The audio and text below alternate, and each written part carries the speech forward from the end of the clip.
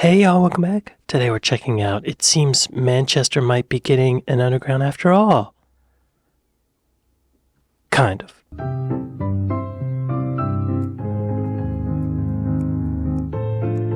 So 6 months after I published a video called Why Did Manchester Never Get an Underground and splashed the word pointless across the thumbnail, Manchester decided it will go out and get itself an underground. Nice. No, I'm not saying I'm entirely and singularly responsible for bringing an underground into don't Manchester. know. But the timing is suspicious, to say the least. Now, be that as it may, in July 2025, GM Mayor Andy Burnham announced that the city region's 10-year strategy included a big expansion of the transport network, including expansion of the tram system, and to get the ball rolling on an integrated underground.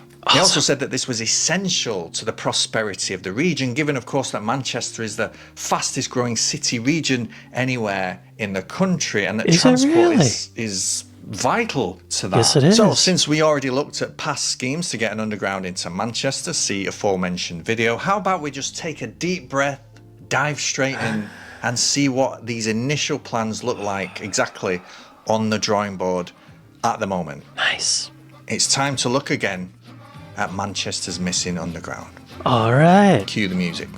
I got 7 Mac 11s, about 8, 38s, 9, 9, 10 Mac 10s, never end. You can't touch my riches, even if you had MC Hammer and them 3. That sounds like Biggie. Greater Manchester currently has... Hang on, y'all. Be sure to go to Be Here Now and like and subscribe.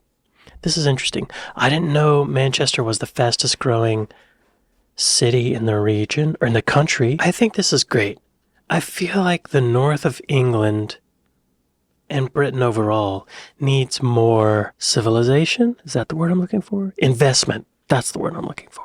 Needs more investment. London's fine. They'll be all right. Let's spread the wealth. Spread it out like a nice layer of Marmite, right?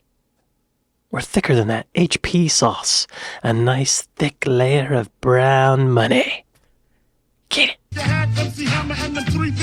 Greater Manchester currently has an integrated transport system called the B Network, incorporating trams, buses, and a cycle hire scheme on the Beryl bikes. I love the branding. Well done. By 2028, many local commuter rail lines will also be brought under the umbrella of the B Network, making it easier than ever to get public transport. Nice. And as progressive as this is compared to what we had just a decade ago, the existing transport network is beginning to feel the strain as the number of people using public transport grows year on year. It's important then to keep coming back to what I called in my last video, Manchester's obsession with having something underground. And just an important side note, it's not under strain because the population is growing.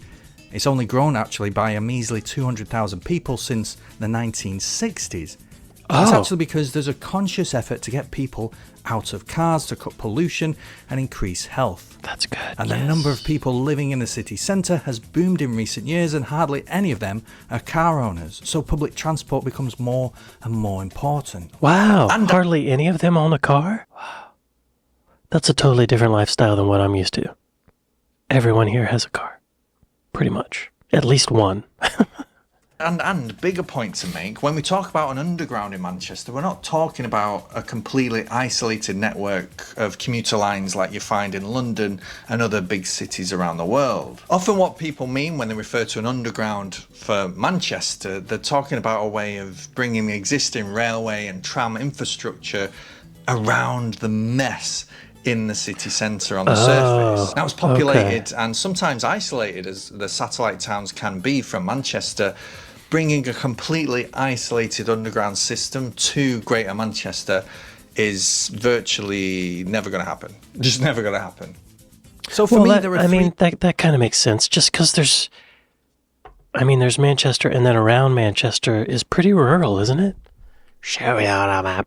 Maybe it's not rural, but in my limited knowledge of Manchester, there definitely are towns and cities, but it's not like, urban metropolis or anything. There's a lot of green around it. Oh, look at that. There's Manchester. There's Salford. So for me, there are three main problems with Manchester's tram and rail networks that need solving ASAP. First, a big problem with a fabulous Metrolink system is that it all goes through the city centre where it gets congested. You can't Yeah. increase capacity on the Metrolink without bringing the city centre into tram gridlock.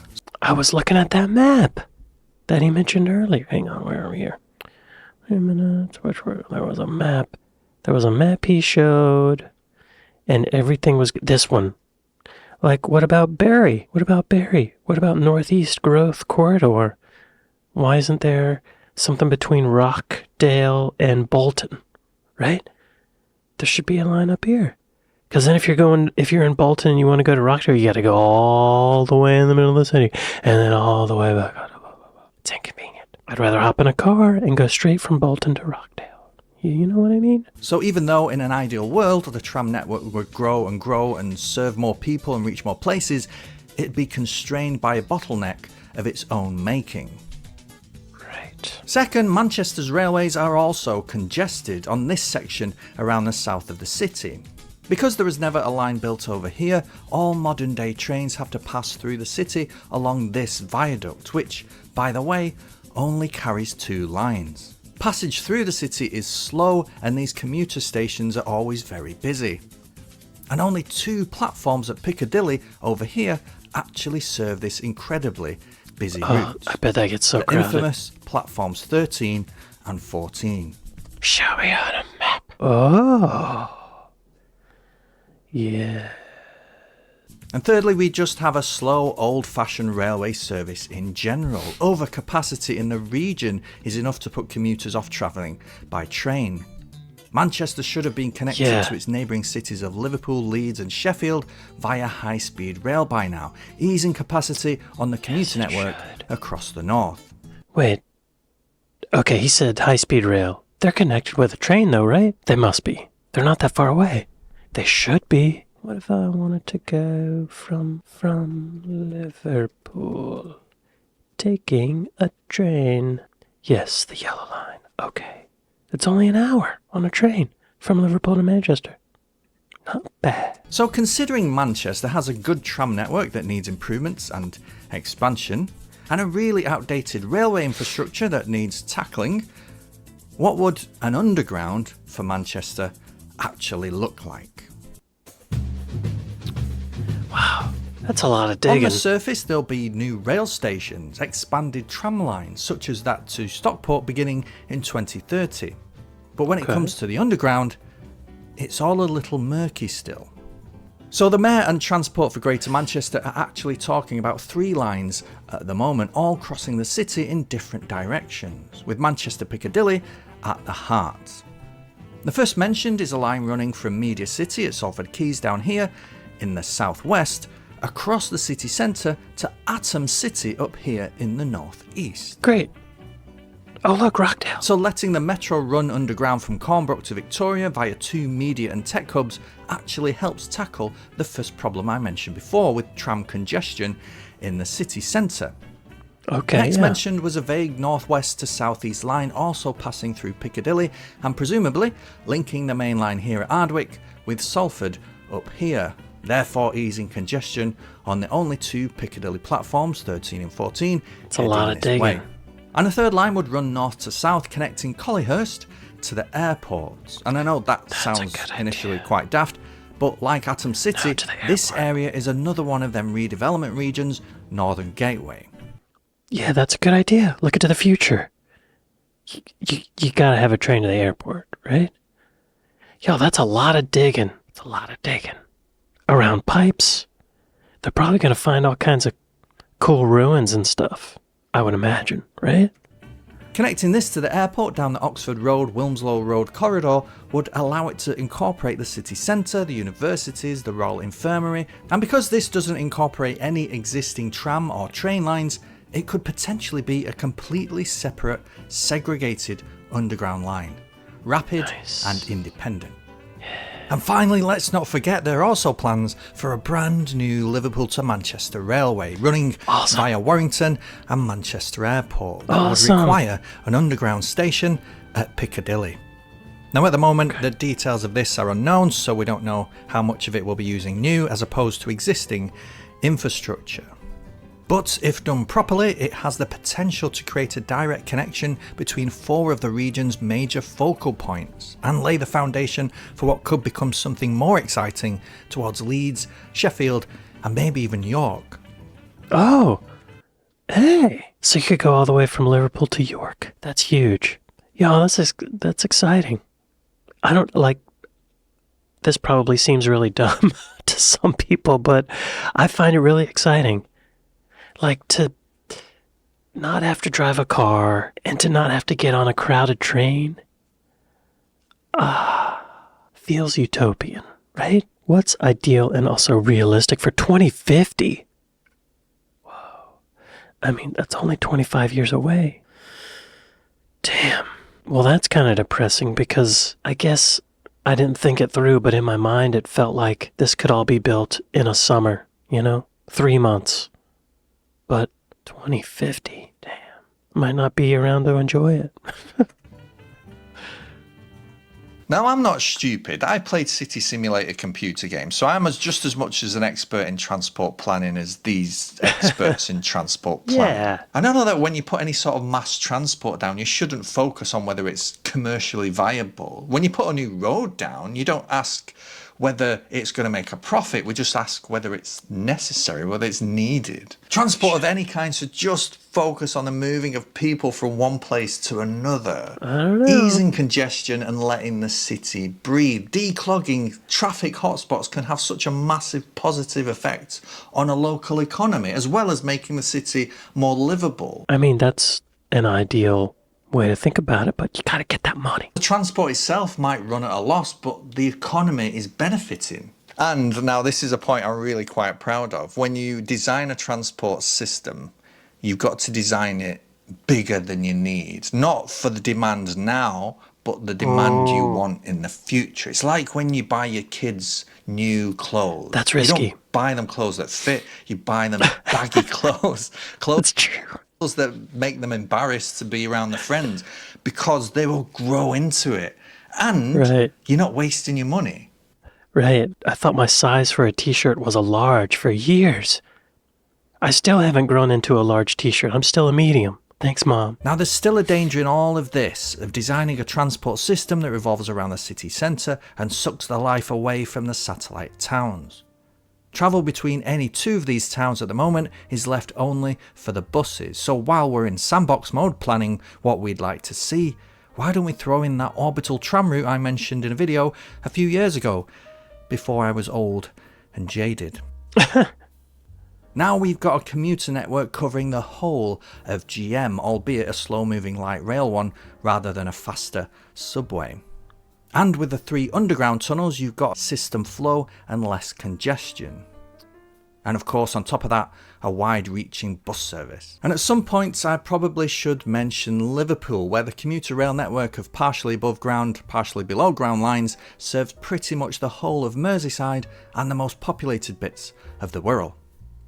There since the 1970s, it's a great model for Manchester to follow, connecting the nearby towns to the city centre. It's not perfect, it's still a spider after all, but it's a good baseline for a commuter rail network that serves the needs of the people. Yeah, that's interesting that it's only an hour on a train from Liverpool to Manchester, according to that Google map. I don't know if that's actually the case, but I'm thinking back to when I first moved to New York. I lived in New Jersey, and that was really common. If you work in Manhattan, not many people can afford to live there, so you live outside of it. And I would take the train back and forth. And sometimes it would be a 3-hour commute if it was late at night, just because of the frequency of the trains. But more commonly, it was about an hour, 90 minutes. So sort of, if you have that kind of mindset, if you're ready for it, you could live in Liverpool and work in Manchester. I mean, you could. It would be a pain, though. That's a lot of commuting. But it could be done. Anyway, a new high-speed rail line to Liverpool and across the Pennines would bring the region into a place it probably should have been about 40 years ago, tackling motorway congestion and boosting the economies of this urban belt. Yes. Yes. 3, get on with it. Wait, get on with it. What? 3, get on with it, FFS.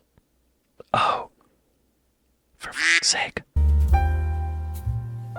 So, expand the Metrolink, build the tunnels across the city, build HS2 as previously promised by previous governments. Yeah. And oh yeah, fourth one, make the city centre better for cycling. People often forget that the proper adoption of cycling in a city centre can improve the movement, access, pollution and congestion on other forms of transport as well. So when I go into the city centre today, I cycle, but I know that it's incredibly hard, and if I have to cross from one side to the other, anywhere around St. Peter's Square or Piccadilly Gardens, I know I'm probably better off just locking my bike up, hoping nobody nicks it, and then cramming myself onto an overcrowded tram or just walking. Holistic thinking. Yeah. Now, is all this going to happen? Well, yes, it will. It definitely will, because it has to. Because Get you on with can't it. have Manchester continuing to grow without this happening. You can't have a busy city centre all clogged up with slow-moving trams, buses and pedestrians all getting in each other's Right. way. You can't Right. have out-of-town economic tech zones and regeneration projects only accessible by car. That's right. Those businesses are just going to go down to London. Can't lose it. Keep And it you can't up. have anybody wanting to pass around the city, either by road or by rail, sitting in loads and loads of traffic or going miles and miles out of their way. So on the whole, I personally really like all of this chat That's about nice. expanded public transport, as long as we don't assume that economic growth is perpetual and always a good thing. History has shown us again and again that economic growth can actually exacerbate inequality, have diminishing returns for human well-being, and can have devastating environmental costs. That's very true. Yeah, it's not always good, is it? You gotta be careful with that crap. Y'all, this is exciting to me because I know the difference between the north and the south of England, Britain, is very wide. And it excites me to see the north having more activity. You know, more jobs, more money, more development. Like, I think there's a lot of room to grow. This is exciting. So this is all well and good, but only if we reorientate what we think of as economic growth to be about well-being and sustainability. Yes.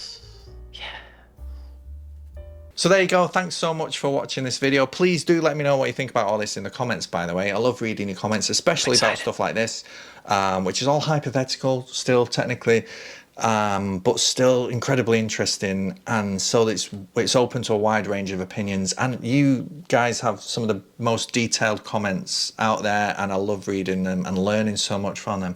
So yeah, thank you so much. So that's sorted. Who wants to talk about the clean air zone? All aboard the toxic Clean air zone? train. What's Clean Air Zone? Y'all be sure to go to Be Here Now and like and subscribe. I am subscribed. I'm going to like this video. What's the Clean Air Zone? Manchester Clean Air Zone? Manchester does not have a charging clean air zone. A planned charging zone was scrapped from February, blah, blah, blah, blah. Oh. What happened to the Manchester Clean Air Zone? Scrapped charging zone. The original plan for a charging clean air zone in Greater Manchester was abandoned. The government approved new investment-led plan to tackle air pollution. Okay, that's what he meant. It was abandoned. What's the new plan? Cleaner buses and taxis. Targeted traffic measures, vehicle upgrades, earlier deadline, 2026. It's exciting, too, that they would have a train that goes all the way up to York, and you could just go from Liverpool to York. Ciao, ciao, ciao, ciao. It looks like you could already. Next, we need to get it on up. Let's get a line going to Glasgow, right? What's over here? Let's get a line going up to, what is this? Carlisle. Get on up to Carlisle, too, right? And Newcastle, Middlesbrough. Y'all, I've been watching so many British videos. I feel like I know more about Britain than I do about where I live. Kind of weird. This excites me. At the beginning of this, I kind of thought they were just going to take all of the trains and put them underground. After watching this, I realized that's ridiculous. That would be billions and billions, maybe £1 trillion, right? That's a lot of money and not really worth it. But doing just these 3 lines would make a big difference. And like he's saying, make it cleaner, psycho-friendly. That's good stuff. Then more businesses want to come to Manchester. And then more young people want to come to Manchester. And then more money comes to Manchester. And then London's like, wait, what? Wait, what? Everybody's leaving to go to Manchester. Be sure to go to Be Here Now and like and subscribe. I'd like to thank my patrons. Thank y'all. I'd like to thank my Buy Me a Coffee folks. Thank you. Thank y'all for watching this with me. And I'll see y'all next time. Later.